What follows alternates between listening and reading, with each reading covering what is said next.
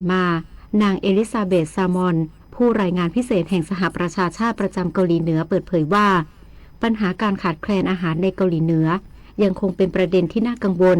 เนื่องจากเกาหลีเหนือมีโครงสร้างพื้นฐานและระบบเศรษฐกิจที่เปราะบาง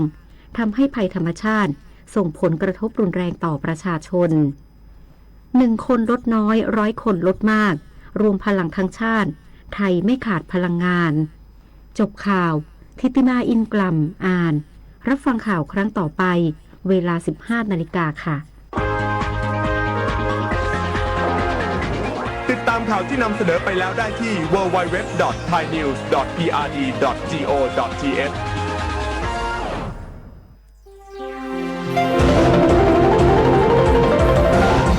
วิทยุแห่งประเทศไทยให้ความรู้คู่ความสุข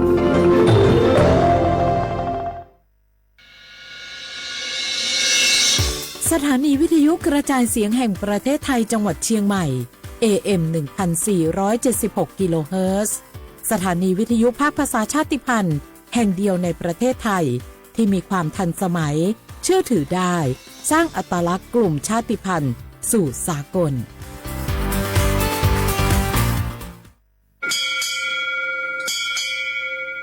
โอโบดะจ้าโอมิชเปอร์เหมือนสุงคาบอกว่าเนื้อจงโอดูธรรมาสถานีวิทยุภาษาชาติพันธุ์แห่งเดียวในประเทศไทยทันสมัยเชื่อถือได้แล้วพบกันที่สวทเชียงใหม่ AM 1476 กิโลเฮิรตซ์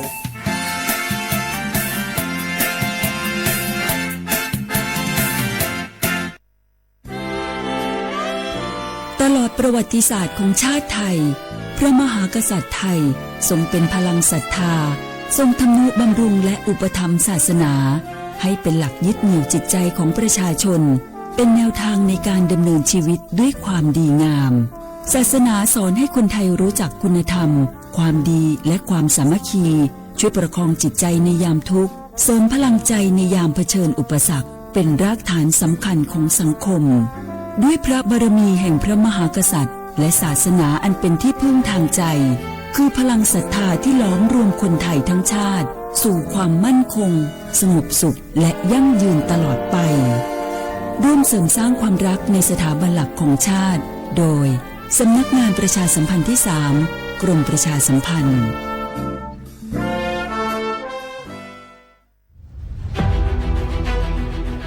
จังหวัดเชียงใหม่ขอความร่วมมือทุกภาคส่วนงดการเผาเพื่อลดปัญหาหมอกควันและมลพิษทางอากาศจากการเผาป่าและการเผาเศษวัสดุทางการเกษตรตามประกาศมาตรการสำคัญเพื่อควบคุมการเผาในพื้นที่ต่างๆโดยไม่อนุญาตให้มีการเผาใดๆทั้งสิ้นเพื่อเป็นการลดมลภาวะจากฝุ่นละอองขนาดเล็กหรือ PM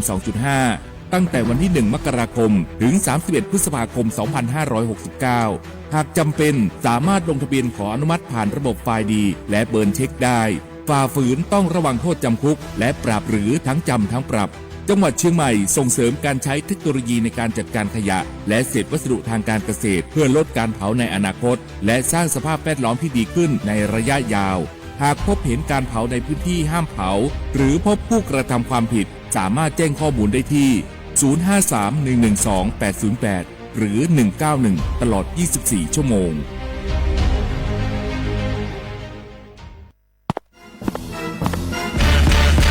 แกลองปะกลิ่นหอมเหมือนขนมหวานที่สำคัญไม่เหม็นเอาเปล่าหยุดเลยนะแก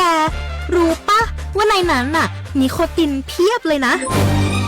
นิโคตินในบุหรี่ไฟฟ้ามันทำลายสมองส่วนการเรียนรู้นะแกยิ่งสูบสมาธิยิ่งสั้นความจำก็แย่ลงแถมยังเสี่ยงเป็นโรคปอดอักเสบเฉียบพลันอีกจริงดิแต่ควันมันก็ไม่เหม็นแถมไม่มีกลิ่นติดตัวด้วยโอ๊ยถึงไม่มีกลิ่นติดตัวแต่สารเคมีโลหะหนักเพียบสูบแล้วเหนื่อยง่ายออกกำลังกายหรือซ้อมเต้นแป๊บเดียวก็หอบและเสียสุขภาพหมดอย่าให้บุหรี่ไฟฟ้ามาทำลายอนาคตและสุขภาพของคุณฉลาดเลือกฉลาดใช้ชีวิตไม่ตกเป็นเหยื่อบุหรี่ไฟฟ้าด้วยความปรารถนาดีจากสำนักงานประชาสัมพันธ์ที่ 3 กรมประชาสัมพันธ์ ช่วงนี้ได้ยินคนบ่นกันเยอะเลยนะ เรื่องความไม่โปร่งใสเนี่ย ใช่ แต่รู้ไหมล่ะว่าจริงๆแล้วพวกเราช่วยกันได้นะ ทำยังไงหรอ เดี๋ยวนี้มีช่องทางร้องเรียนที่เข้าถึงง่าย แจ้งเบาะแสได้สะดวกมาก อย่างสายด่วนปปช. 1205 อ๋อ แบบนี้ทุกคนก็มีส่วนทำให้บ้านเราดีขึ้นได้จริงๆ แน่นอนการต่อต้านทุจริตจะสำเร็จได้ ก็เพราะคนอย่างเราร่วมมือกัน สำนักงานประชาสัมพันธ์ที่ 3 กรมประชาสัมพันธ์ สนใจโฆษณาผ่านช่องทาง สถานีวิทยุกระจายเสียงแห่งประเทศไทย จังหวัดเชียงใหม่ ให้ความรู้คู่ความสุข ฟังชัด สัญญาณไกล ครอบคลุมพื้นที่จังหวัดเชียงใหม่ ติดต่อที่ สวทเชียงใหม่ 053-276-068 และ 092-246-8579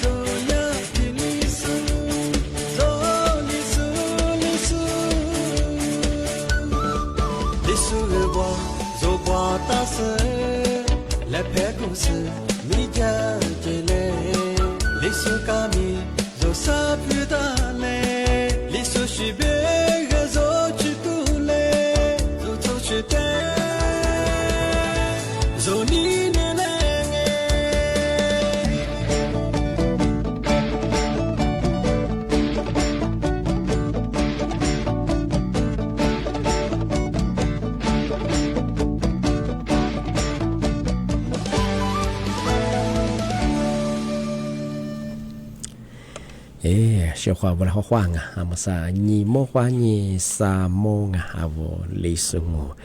ดูจิต花เปล่าวง啊，阿我历史我ประกาศว่าประธานจิ้มหมายวันดังอ่ะสถานีวิทยุกระจายเสียงแห่ง ประเทศไทยจังหวัดเชียงใหม่ว่าดังอ่ะเอาถ้าวิทยุว่ามือจะมาโงมันยังกว่ายี่ครึ่งความถี่ยังไงที่ตัวลิฮาชิดสุดโชว่าโจยังตัวละยี่ระบบก็คือระบบ AM อ่ะที่ท้าวFacebook คือไลฟ์สุดยังไงยี่เพจก็คือสวทเชียงใหม่ AM 1476ไงว่าฟิบัวทีเลกับเมย์ยังคือทีเลหมองมาคือติดใต้ได้เจ้าของอาชีพมันก็ที่จอมบ้างคือไงทำไมว่าลิสูชิว่าลิสิลิจุยมกว่ามาคือว่าลิสูกว่าบุรุษว่าลิสูบุชิมัดซึ่งว่าลิสูลิเพลิสูชิได้คือทับพิดิเจบ้างว่าลิสูบ้างยังคือลิตัวคือจ่างว่าลิสูยังคืออะไรกว่าจ่าคือยังคือว่าลิสูบ้างยังคือว่าโจชิได้คือที่เลทับพิดิเจถ้าสัตว์โตไม่ใช่ไงว่าสัตว์ถอยบ้างทำไมคือที่ยังไงนี่มี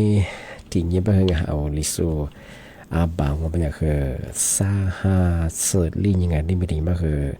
เคยนี่อันไหนยังไงยุคนี้โตนี่จะโชคครบเอาไทยบางว่าเป็นอย่างคือลิฮาซาซึยังไงนี่มีดีมากคือหนาลิยังดีมากเส้นไหนเป็นคือหนังวันนี้เป็นคือหนาโชนี่หนานี้เป็นคือวันหยุดไปเราไงเดี๋ยวนาโชนี่นาเนี่ยเบอร์สภาสมามีกว่างานที่หน่วยงานราชการเบอร์สุดที่จะเปียงจากที่กระโดดเพื่อว่ามาสเบอร์ว่านาเนี่ยแบนนาช่วยแบนกันว่าสถานที่ราชการยังไงว่าติดต่อธุระเยอะเบอร์ไงสมัครฟูง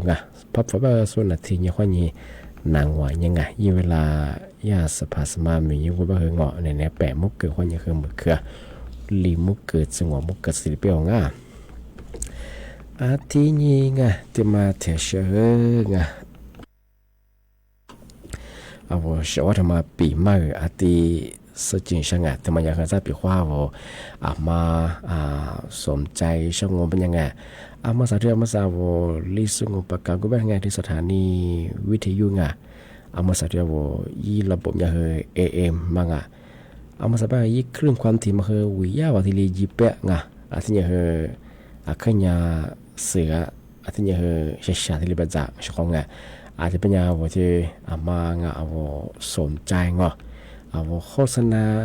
อะไรสิทำมายิงช่างงูเป็นยังไงปีควันนูธุรกิจทำมาเปิดได้โนวิเลทำมาได้ก็คือโนโปรโมทยิงชาสุราษฎร์จีนชาโนสปอร์ตเชฟว่าคือโนโฆษณายิงชาเป็นไงถ้าสถานีวิทยุอะไรที่ลีติดต่อยังไงจังโนอะไรฮอตซาชิฟูชาอะไรฮอตซายี่เวลาเราฮอตซาบังไงยี่เพิ่งว่าเป็นยังคือเอาพระสถานีวิทยุอะไรที่ลีนั่นยังจังไงอะไรอย่างอาจจะบางว่ายี่เบอร์โทรเบอร์โทรศัพท์แบบได้จะปีว่าว่ามาสนใจใช่บ้างว่าติดต่อสอบถามมีจังยี่วุฒิเบอร์บางงมันยัง053อาจจะเบอร์276อาจจะยัง068ว่า20ตัวแบ่ง053-276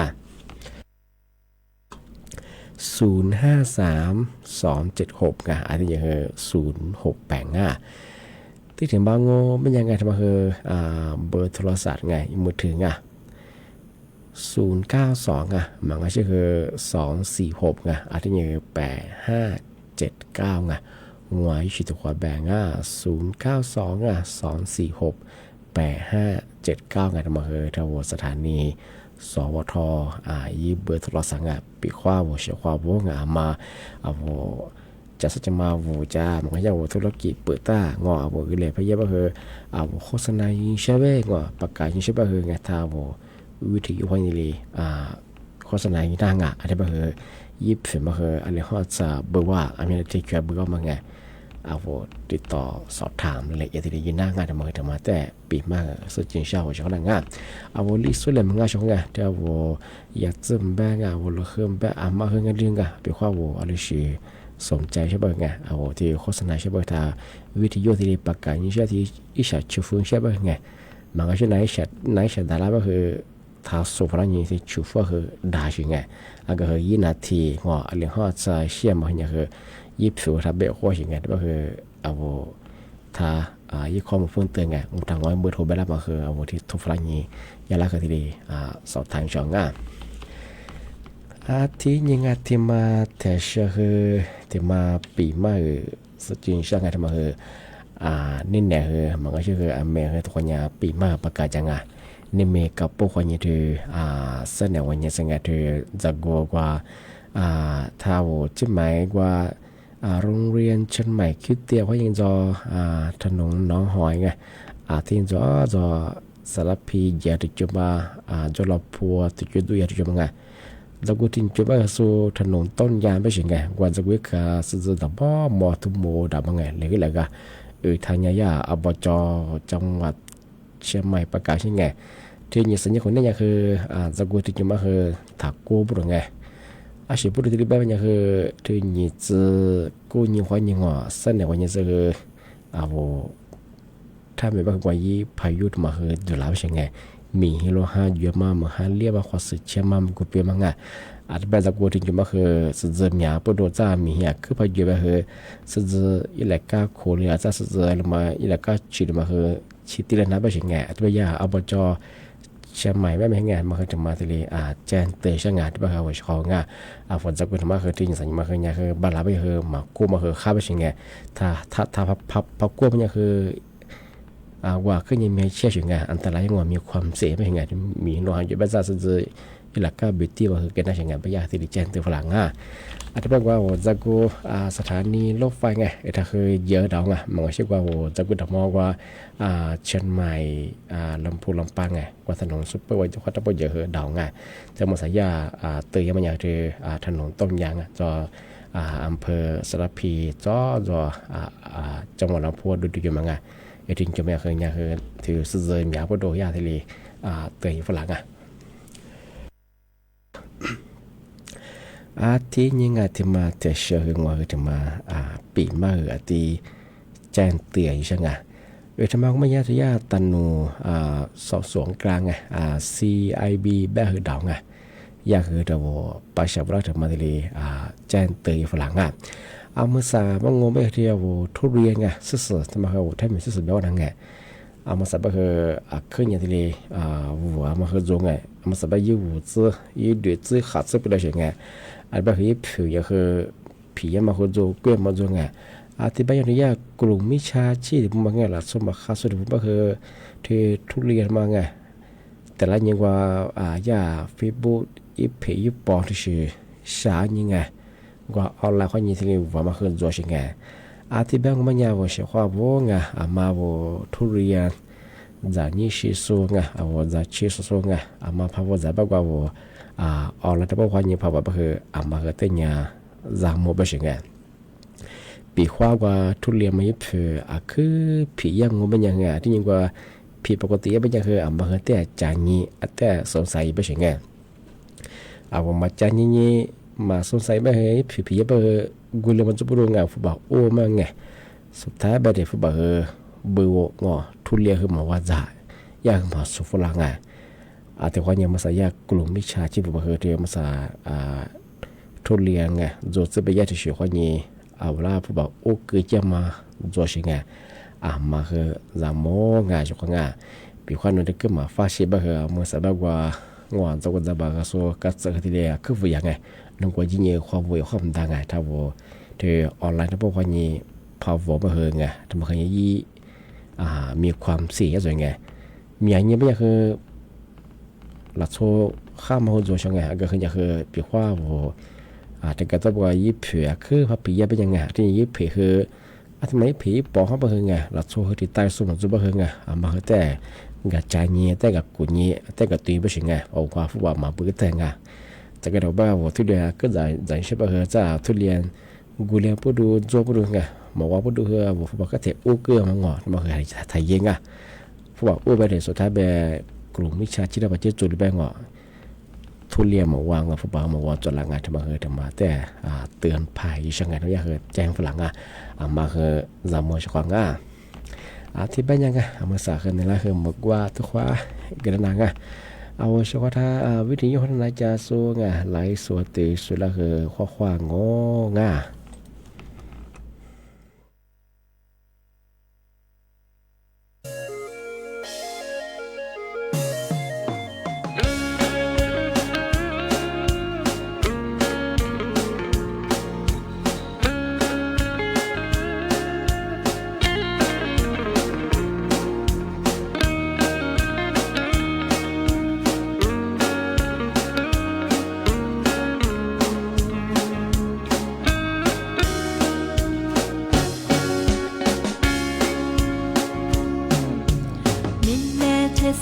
哇塞的日子，只知道如何度，我都有了你，是怕你累，我被你砸楼砸大炸掉，我那个做主嘛做。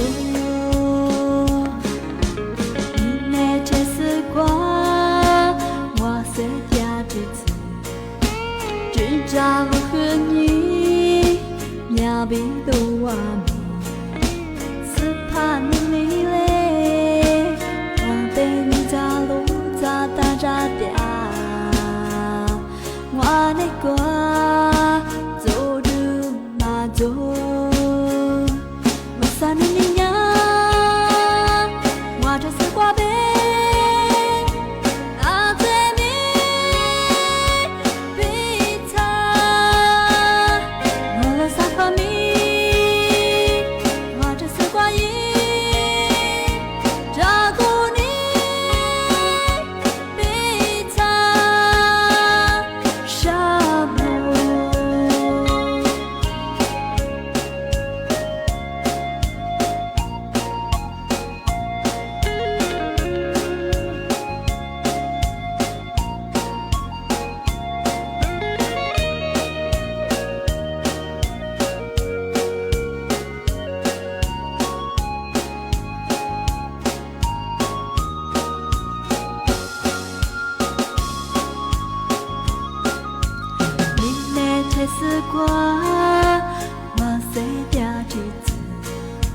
只知道如何度，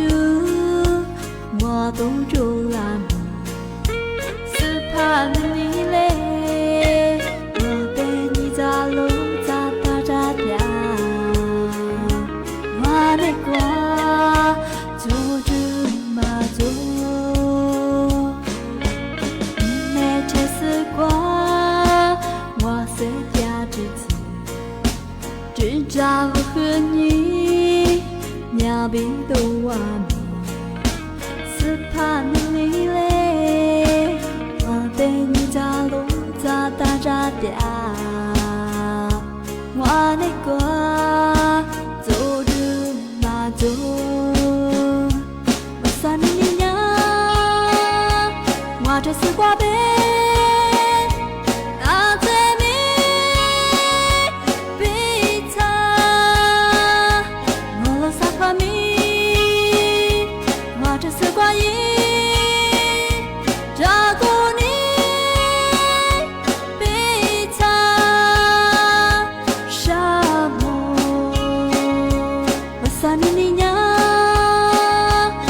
这是挂背，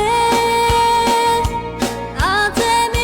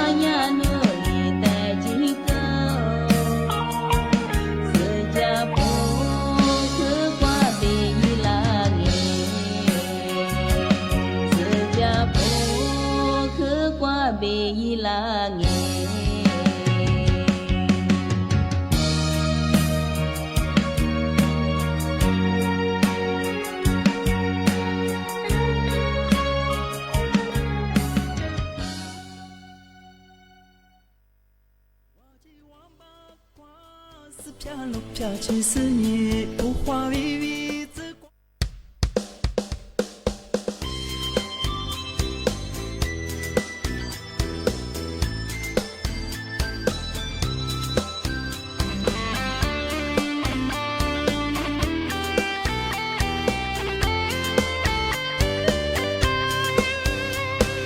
哇，你那么一世纪纪绕。努阿次在带来你暖呀，马的咱苗苗比我老爹，浮华没人呀一浪哦。哇，你那么一世纪纪绕，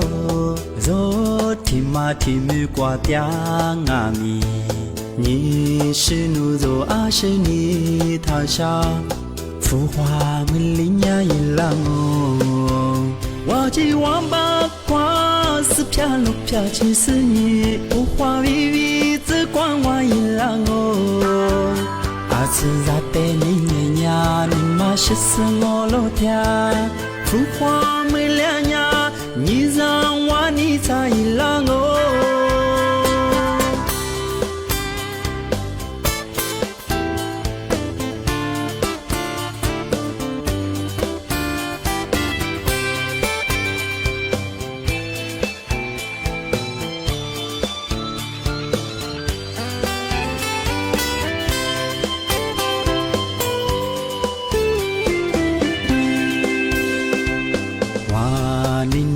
你你是几几绕，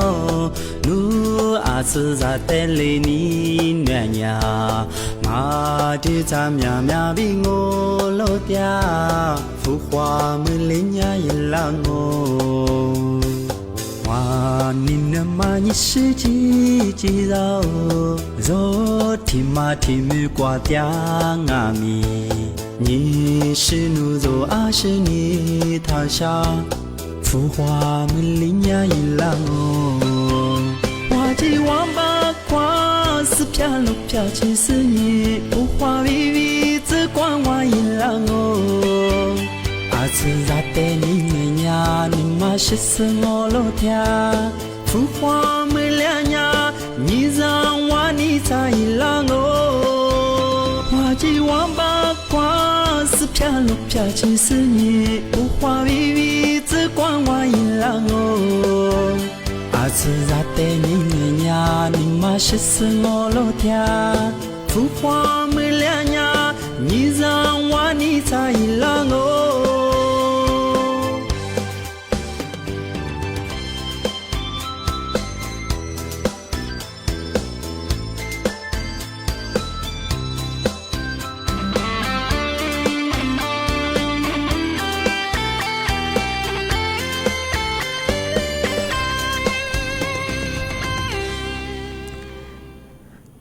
ที่นี่เดี๋ยวมาแต่เชื่อไงที่เดี๋ยวมาปีมาที่สุดท้ายจริงใช่ไง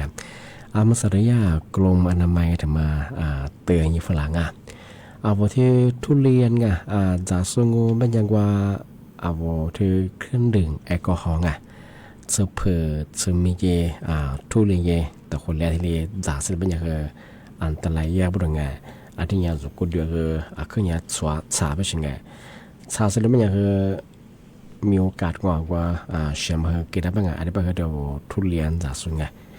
ทุเรียนเจเดียว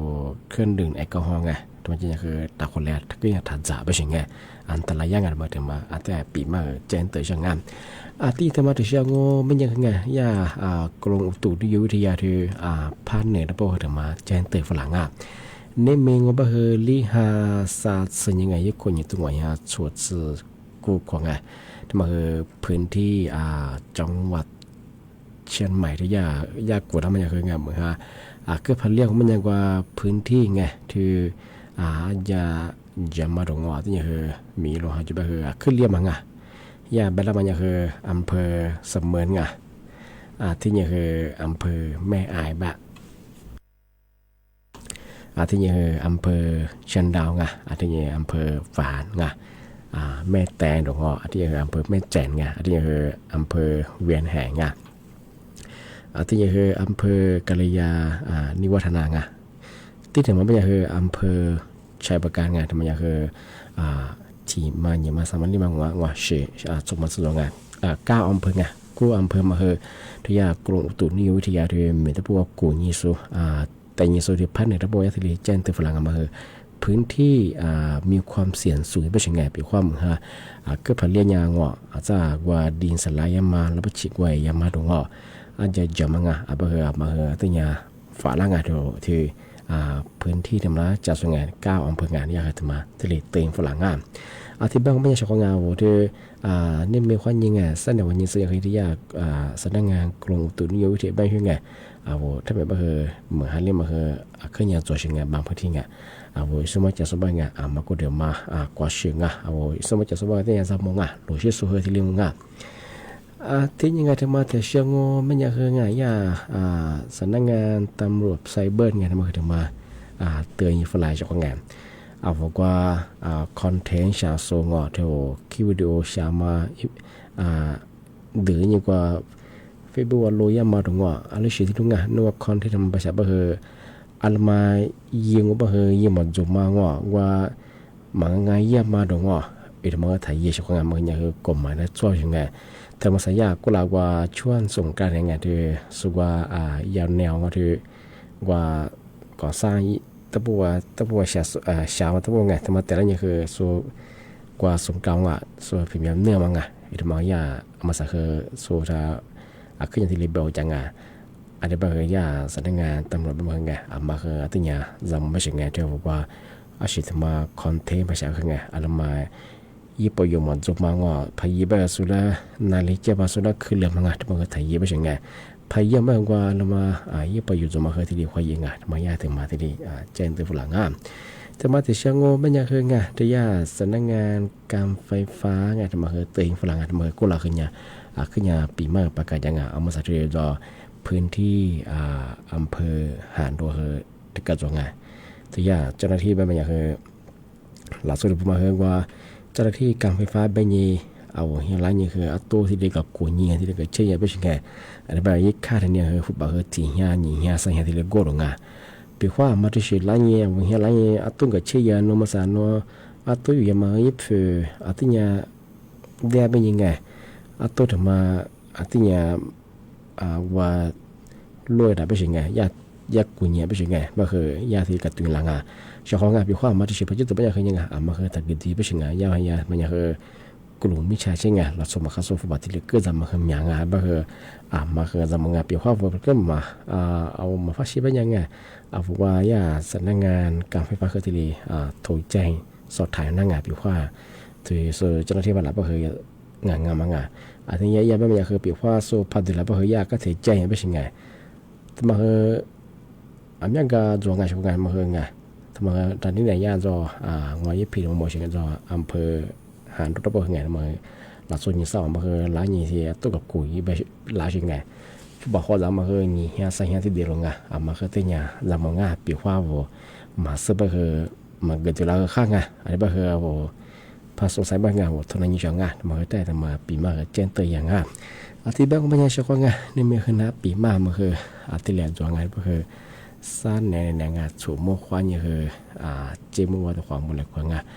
ว่าชักว่าวิธีนั้นจะส่งไล่ส่วนที่สุดก็คือบ่หมองนั่นคือจะคิดจะมาพูดจะคิดจะว่ากันเนี่ยว่าจริงที่นี่ที่นี่ก็ที่นี่ว่าคือด้วยอะไรก็จะไปเปลี่ยนเนี่ยกูจะชักว่าอันนี้คือว่าเลยสุ่มปากก็ว่าทัชมาสวัสดีเชื่อไหมว่าดูยังไหนๆก็คือสูงมากกว่านี้จีมือตัวกว่าดู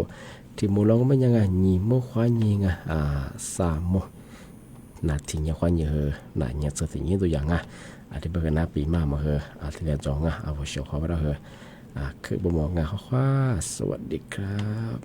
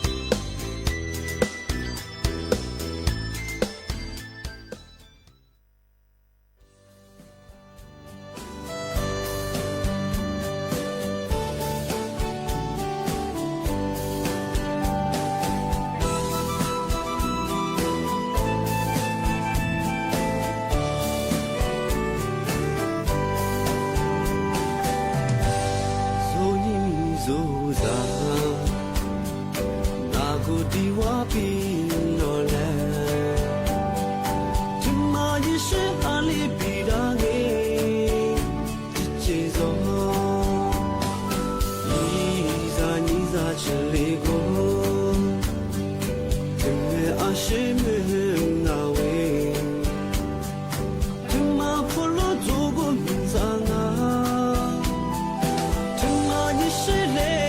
人啊，姐姐。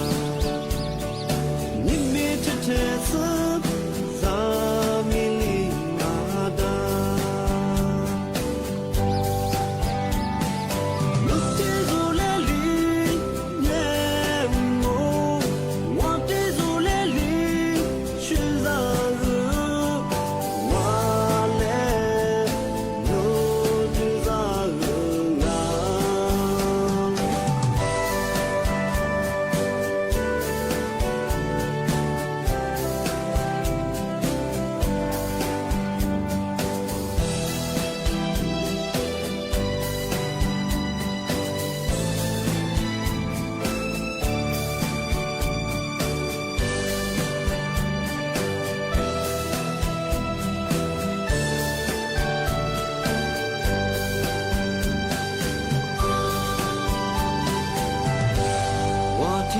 祖上，别咋的我嘛，别咋我和你嘛是，他们咋子努力，我们是和我嘛。